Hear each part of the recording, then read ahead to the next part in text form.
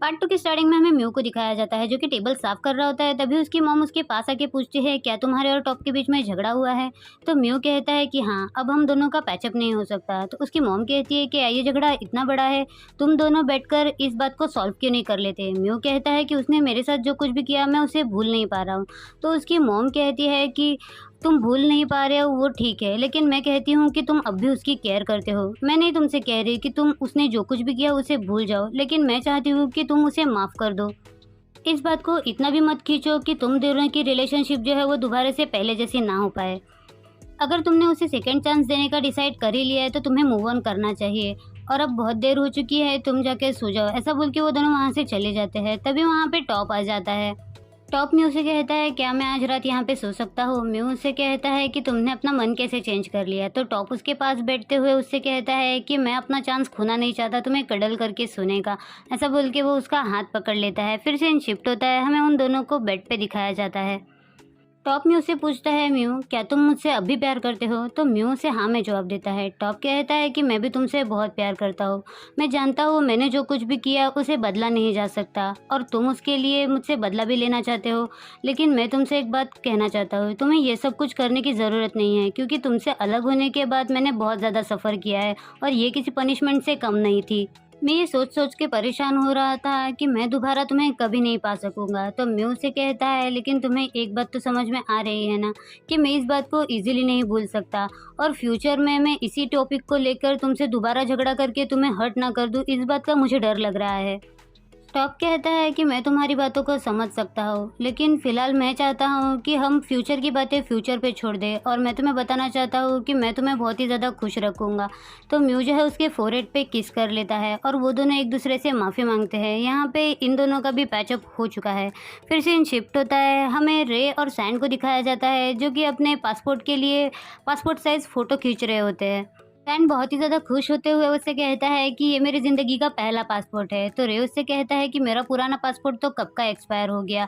मैं पहली बार जापान गया था अपने डैड के साथ, लेकिन वहाँ पे घूमने की जगह मैं बस होटल में पड़ा रहा। मुझे लगा कि मैं वो वर्ल्ड टूर करूँगा, लेकिन ये कितना ज़्यादा सैड है ना। तो सैंड उसे टीज़ करते हुए कहता है कि मेरे पुअर लिटिल रिच बॉय।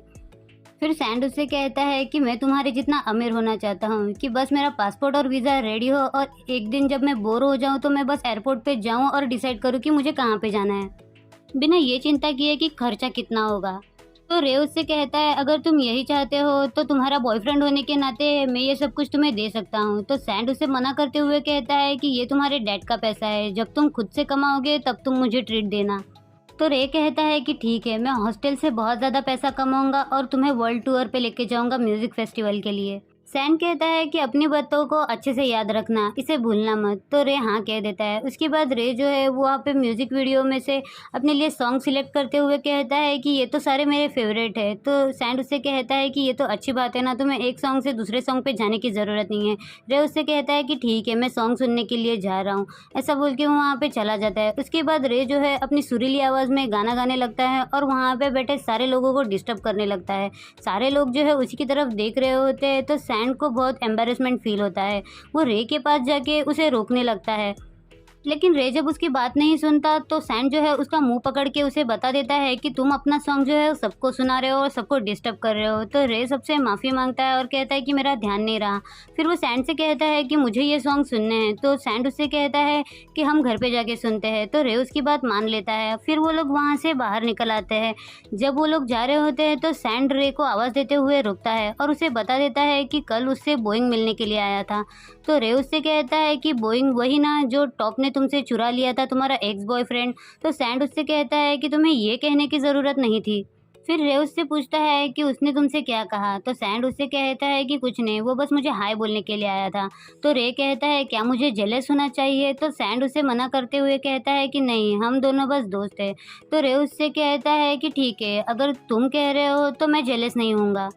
फिर रे उससे कहता है कि वैसे भी मैं इतना ज़्यादा हैंडसम हूँ, हॉट हूँ, मेरे डांसिंग मूव्स भी इतने अच्छे हैं, प्लस मैं तुम्हारा बॉयफ्रेंड भी हूँ, तो तुम मुझसे मेरे साथ कंपेयर भी नहीं कर सकते। तो सैंड बहुत ज़्यादा हंसने लगता है। फिर रे उससे कहता है कि चलो यहाँ से। ऐसा बोल के वो दोनों वहाँ से चले जाते हैं। फिर सीन शिफ्ट होता है, हमें चुआन को दिखाया जाता है जो कि अपने रेस्टोरेंट में काम कर रही होती है। तभी वहाँ पे अटॉम आता है। अटॉम उससे कहता है कि मैं तुम्हारी मदद कर देता हूँ। तो चुआन उसे टेबल साफ़ करने के लिए कहती है। टेबल साफ़ करने के बाद अटॉम उसके पास आके उससे कहता है कि मुझे तुम्हें कुछ बताना है। तो चुआन उसे बैठने का इशारा करती है। फिर वो उससे पूछती है, क्या तुम बॉस्टन के बारे में बात करना चाहते हो? इस बार उसने क्या किया? तो अटॉम उससे कहता है कि उसने कुछ भी नहीं किया। मैं तुम्हें ये बताना चाहता हूँ कि मैंने बॉस्टन के बारे में तुम्हें अब तक जो कुछ भी बताया वो सब झूठ था। चुआन कहती है कि ये कैसे पॉसिबल है? मैंने तुम्हारे न्यूड फोटोज़ को देखा। तो अटॉम उसे बताता है कि वो फ़ोटो मैंने उसे खींचने के लिए कहा था और उस नाइट हमारे बीच में जो कुछ भी हुआ उसकी शुरुआत भी मैंने ही की थी। तो चुआन कहती है कि फिर उस दिन तुमने ये क्यों कहा कि उसने तुम्हारे साथ फ़ोर्सफुली ये सब कुछ किया? तो अटॉम उससे कहता है क्योंकि मैं उससे बदला लेना चाहता था, क्योंकि उसने मुझे छोड़ दिया। लेकिन प्लीज़ तुम उस पे गुस्सा मत करो, उसकी वजह से ही मुझे पता चला है कि मैं मेंस को लाइक करता हूँ। तो चुआन उसको कंसोल करते हुए कहती है कि ये तो अच्छी बात है कि तुम्हें पता चल गया है कि तुम अपनी ज़िंदगी में क्या चाहते हो और तुम जो है अपनी ज़िंदगी अपने मर्ज़ी से जियो और मैं तुम्हारे साथ हूँ। ऐसा बोल के वो उसे हग कर लेती है और वो दोनों काफ़ी ज़्यादा खुश होते हैं। फिर सीन शिफ्ट होता है, हमें निक और बॉस्टन को दिखाया जाता है, जहाँ पे बॉस्टन जो है वो निक के काफ़ी सारे फ़ोटोज़ खींच रहा होता है। निक उससे कहता है कि मेरे इतने भी फ़ोटो मत खींचो, तुमने काफ़ी सारे खींच चुके हैं। बॉस्टन कहता है कि मेरे कैमरा रोल में बहुत सारे फ़ोटोज़ हैं। तो निक उससे कहता है कि तुम्हें ना एग्ज़िबिशन रखना चाहिए। जिस-जिस लड़के के साथ तुम सोए हो, उन सबके फ़ोटोज़ जो है वो तुम शोकेस में लगा दो। बॉस्टन कहता है कि मैं जिसके भी फ़ोटो खींचता हूँ, मैं उस सारे लड़कों के साथ नहीं सोता। तो निक उससे कहता है कि तुम्हारा चेहरा देखकर नहीं लगता, तुम्हारा बिहेवियर सब कुछ बता देता है। तो बॉस्टन उससे कहता है कि मेरे कैमरा रोल में बस अब तुम्हारे ही फ़ोटोज़ हैं, क्योंकि मैं सिर्फ़ तुम्हारे साथ सोता हूँ। तो निक शाय फील करने लगता है। फिर बॉस्टन उससे पूछता है, तुम्हें तो पता है ना कि मैं न्यूयॉर्क जाने वाला हूँ? तो निक उससे कहता है कि हाँ, इसीलिए तुम किसी के साथ सीरियस रिलेशनशिप में नहीं आ रहे हो। बॉस्टन कहता है लेकिन ये तुम पे लागू नहीं होता, मतलब कि तुम मेरे बॉयफ्रेंड बन सकते हो। तो निक उससे कहता है कि तुम ये क्या बकवास किए जा रहे हो, तुम्हें इतना ज़्यादा स्वीट बनने की ज़रूरत नहीं है। माना कि मैंने तुम्हें एटॉम के केस में मदद की है, लेकिन तुम्हें मुझे रीपे करने के लिए मेरा बॉयफ्रेंड बनने की ज़रूरत नहीं है। बॉस्टन कहता है कि ऐसी बात नहीं है, इस सिचुएशन ने मुझे ये जता दिया है कि मेरी सबसे ज़्यादा केयर कौन करता है। चाहे मैं जितना भी बुरा हूँ, लेकिन वो पर्सन जो है वो हमेशा मेरे साथ रहता है। तो निक इस पे कोई जवाब नहीं दे पाता। फिर बॉस्टन उससे कहता है कि तुम बहुत अच्छे इंसान हो और तुम इजीली सबकी बातों में भी आ जाते हो और तुम रोमांटिक भी हो। जब हम पहली बार इंटीमेट हुए थे तभी तुमने शायद डिसाइड कर लिया था कि हम दोनों बॉयफ्रेंड बन जाएंगे। तो निक उससे कहता है कि नहीं, ऐसा बिल्कुल भी नहीं है और वो तुम हो जिसने मेरी होप्स बहुत ज़्यादा बढ़ाई थी। बॉस्टन कहता है कि मैं तो ऐसा ही हूँ। तो अब तुम बताओ, क्या तुम मेरे बॉयफ्रेंड बनना चाहते हो? कुछ ही महीनों में मैं न्यूयॉर्क चला जाऊँगा। क्या उसके पहले तुम चाहते हो कि हमारा स्टेटस जो है वो फ्रेंड्स विद बेनिफिट से बॉयफ्रेंड्स में बदल जाए? निक कहता है कि वैसे ही तुम जाने वाले हो तो हमारा बॉयफ्रेंड बनने का क्या मतलब है? तो बॉस्टन उससे कहता है कि जाने से पहले मैं अपना सारा टाइम जो है वो तुम्हें प्यार करने में बिताना चाहता हूँ। निक उसे कोई जवाब नहीं देता। तो बॉस्टन उसे कहता है कि तुम वो पहले पर्सन होंगे जिसे मैं अपना बॉयफ्रेंड कहूँगा। ऐसा बोल के वो उसके क्लोज जाके उसे किस करने लगता है। तो निक भी उसे किस बैक करता है। तो बॉस्टन उससे अलग होते हुए कहता है, तो क्या मैं हाँ समझूँ? तो निक उसे मना कर देता है। तो बॉस्टन कहता है, तो तुमने मुझे किस बैक क्यों किया? निक कहता है कि मैं ड्रंक था और वो दोनों हंसने लगते हैं। मतलब यहाँ पे ये दोनों भी बॉयफ्रेंड बन चुके हैं। उसके बाद सीन शिफ्ट होता है, हमें टॉप और म्यू को म्यू के घर में दिखाया जाता है, जहाँ पे म्यू टॉप से कहता है कि इसमें से कुछ खाना लेकर चले जाना। टॉप उससे कहता है कि कोई ज़रूरत नहीं है, जब मुझे भूख लगेगी मैं यहीं पे आ जाऊँगा। तो म्यू से कहता है कि मैं तुम्हें बताना भूल ही गया, मेरी मॉम इस जगह को सेल करने वाली है। ग्रेजुएशन के बाद मुझे ये जगह छोड़नी पड़ेगी। ये कितना ज़्यादा बुरा है ना, ये जगह कितनी ज़्यादा अच्छी थी। तो टॉप उसके पास आके उसे बैक हग करते हुए कहता है, तो तुम मेरे साथ आके क्यों नहीं रहते? म्यू कहता है, क्या सीरियसली? तो टॉप उससे कहता है, वैसे भी मैं होटल में अकेला रहता हूँ तो तुम मेरे साथ आके रह सकते हो, तुम्हें रेंट भी पे करने की ज़रूरत नहीं है। तो म्यू उससे कहता है कि हम अभी अभी तो एक साथ आए हैं, क्या ये बहुत ज़्यादा जल्दी नहीं हो जाएगा कि हम दोनों एक साथ रहने भी लगे? टॉप कहता है कि कुछ फास्ट नहीं चल रहा है, वैसे भी हम काफ़ी टाइम से एक दूसरे से दूर रहे हैं, इससे हम दोनों एक दूसरे के साथ ज़्यादा टाइम स्पेंड कर सकेंगे। तो म्यू से कहता है कि हम दूर इसीलिए रहे थे क्योंकि मैं तुमसे तब नफरत कर रहा था। तो टॉप उसके पास आके बैठ जाता है। टॉप कहता है लेकिन अब तो हमारे बीच सब कुछ सही हो चुका है ना, और हम दोनों एक दूसरे से प्यार भी करते हैं। तो म्यू से कहता है लेकिन पहले से कम। तो टॉप कहता है कि इस सारी चीज़ों को भूल जाओ, मैं तुम्हें इतना ज़्यादा प्यार करूंगा कि तुम मेरे बिना रह नहीं पाओगे। मैं तुम्हें सुबह जल्दी उठाऊंगा, तुम्हारे लिए खाना बनाऊंगा, तुम्हें जिम लेके जाऊंगा और रात को तुम्हें कडल करके सोऊंगा। म्यू कहता है कि मुझे क्या करना चाहिए, मुझे इस बारे में सोचना चाहिए। तो टॉप जो है उसे प्लीज़ प्लीज़ करते रहता है, लेकिन म्यू नखरे करता है। तो टॉप जो है उसे सोफे पे गिराते हुए उसके ऊपर आ जाता है। म्यू कहता है कि ठीक है, मैं सरेंडर करता हूँ। तो टॉप उससे कहता है कि म्यू प्लीज़ मेरे साथ आके रहने लगो ना। म्यू कहता है कि ये बहुत बड़ा डिसीजन है, वैसे भी मेरे पास काफ़ी ज़्यादा बुक्स है, प्लांट्स है, और तुम एक होटल में रहते हो, तो ये तुम्हारे पर्सनल स्पेस के लिए अच्छा नहीं है। तो टॉप उससे कहता है कि हम इसका कोई सोल्यूशन निकाल लेंगे। वैसे भी तुम जो भी सोचोगे मैं तुम्हारे साथ हूँ, मैं तुम्हें इस चीज़ के लिए फोर्स नहीं करूँगा। मैं बस तुम्हारे साथ ज़्यादा से ज़्यादा टाइम स्पेंड करना चाहता हूँ। ऐसा बोल के वो उसके फोरहेड पे किस करता है और कहता है कि तुम इस बारे में ज़रूर सोचना। फिर वो उसके ऊपर से उठ के चला जाता है। सीन शिफ्ट होता है, हमें एक क्लब का दिखाया जाता है जहाँ पे रे और सैंड होते हैं। रे ने सैंड के लिए एक गिफ्ट लाया होता है, गिटार। सैंड पूछता है कि ये किस लिए। तो रे उससे कहता है कि तुम्हारे बर्थडे पे मैंने तुम्हें कोई गिफ्ट नहीं दिया था, इस वजह से। सैंड उस गिफ्ट को देख के काफ़ी ज़्यादा खुश होते हुए उससे कहता है ये मैं कब से लेना चाहता था। सैंड कहता है कि तुम्हें ये कैसे पता। रे कहता है कि मैं तुम्हारे बारे में काफ़ी ज़्यादा डिटेल्स लेते रहता हूँ, तुम्हें इस बारे में पता भी नहीं है। सैंड कहता है कि मुझे थोड़ा बुरा तो लग रहा है, लेकिन मैं इसे रखना चाहता हूँ, थैंक्स रे। तो रे उससे कहता है कि तुम मेरे बॉयफ्रेंड हो और मैं तुम्हारे लिए कुछ भी कर सकता हूँ। सैंड उसकी बात सुन के काफ़ी ज़्यादा शाय फील करने लगता है। फिर वो गिटार प्ले करने लगता है। तो रे उसको बड़े प्यार से देख रहा होता है। तो सैंड उससे कहता है कि तुम मुझे इतना घूर के क्यों देख रहे हो। रे उससे कहता है जब तुम गिटार प्ले करते हो तो तुम काफ़ी ज़्यादा क्यूट और हॉट लगते हो। सैंड उससे कहता है सिर्फ गिटार प्ले करते हुए नहीं, मैं ऐसे भी हॉट ही लगता हूँ। तो रे उसको कहता है कि जब भी मैं तुम्हें कॉम्प्लीमेंट देता हूँ तुम इतना इरिटेट क्यों होते हो। तो सैंड उससे कहता है कि तुम बोलो कि मैं हॉट हूँ। तो रे उसकी बात मानते हुए कहता है कि हाँ बाबा तुम हॉट हो। बस उनकी बातें चल ही रही होती हैं, तभी वहाँ पे बोइंग कबाब में हड्डी बन के आ जाता है। वो सैंड को आवाज़ देता है तो सैंड थोड़ा सा सरप्राइज हो जाता है और वो दोनों जो है वो खड़े हो जाते हैं। सैंड पूछता है कि तुम यहाँ पे क्या कर रहे हो। बोइंग उससे कहता है कि मैं तुमसे कुछ बात करना चाहता था, लेकिन शायद हमें कभी और बात करनी चाहिए क्योंकि तुम अपने दोस्त के साथ बिजी हो। तो रे उसकी बात काटते हुए कहता है कि मैं इसका दोस्त नहीं, मैं इसका बॉयफ्रेंड हूँ। एंड जो है वो रे और बोइंग की एक दूसरे से इंट्रोडक्शन करवाता है। बोइंग उससे कहता है कि सॉरी, मुझे पता नहीं था कि सैंड का कोई बॉयफ्रेंड भी है। फिर वो रे को ग्रीट करते हुए कहता है कि तुमसे मिलके अच्छा लगा। सैंड रे से कहता है क्या तुम पहले घर चले जाओगे, मैं अपने दोस्त से कुछ बात करता हूँ। रे कहता है क्या हम दोनों साथ में घर नहीं जाने वाले हैं, हम हमारे घर पे चलते हैं ना। तो सैंड कहता है कि नहीं, पहले मैं इससे अपनी बातें क्लियर कर लूँ, उसके बाद में तुम्हें कॉल करता हूँ। तो रे उसकी बात मान लेता है और वहाँ से चला जाता है। सीन शिफ्ट होता है, हमें कुछ देर बाद का दिखाया जाता है जहाँ पे बोइंग और सैंड जो है एक दूसरे से बात कर रहे होते हैं। बोइंग सैंड से कहता है कि तुम्हारा बॉयफ्रेंड भी है, मुझे इस बारे में क्यों नहीं पता।